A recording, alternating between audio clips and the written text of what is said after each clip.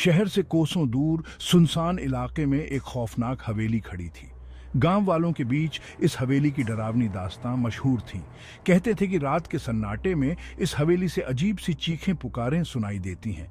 जो भी इस हवेली में रात गुजारने गया वो फिर कभी नहीं लौटा। लेकिन आरव, एक बहादुर नौजवान, इन सब बातों को महज वहम समझता था।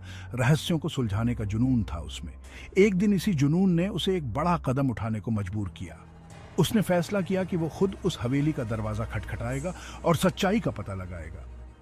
आरव ने अपने दोस्तों को अपना इरादा बताया, मगर सबने उसे पीछे हटने को कहा। पर आरव ने किसी की बात नहीं मानी। उसने अपनी टॉर्च, पानी की बोतल और कुछ खाने का सामान उठाया और हवेली की राह पकड़ ली। हवेली के पास पहुंचते ही आरव को एक अजीब सी ठंड महसूस हुई। सामने हवेली का विशाल फाटक था, जंग लगी जंजीरों से जकड़ा हुआ। किसी तरह फाटक खोलकर आरव अंदर घुसा। भीतर घुप अंधेरा था। आरव ने अपनी टॉर्च जलाकर धीरे धीरे आगे बढ़ना शुरू किया।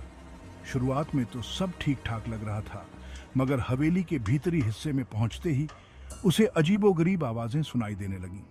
कभी हंसी की आवाज तो कभी रोने बिलखने की। आरव ने हिम्मत बनाए रखी और आगे बढ़ता गया। अचानक एक कमरे के दरवाजे से तेज रोशनी की किरणें फूटती दिखीं। आरव ने दरवाजा खोलने का साहस किया। भीतर का मंजर देखकर उसके होश उड़ गए। कमरे के बीचों बीच एक पुराना, धूल से ढका आईना रखा था और उसमें एक साया नजर आ रहा था।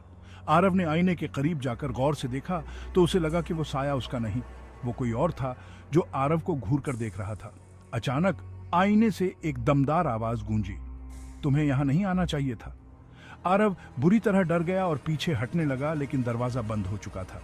अब उसके पास कोई चारा नहीं था सिवाय उस रहस्यमयी साये का मुकाबला करने के। क्या आरव हवेली के इस खौफनाक राज से पर्दा उठा पाएगा, या फिर वो भी इस हवेली की भूल भुलैया में हमेशा के लिए खो जाएगा?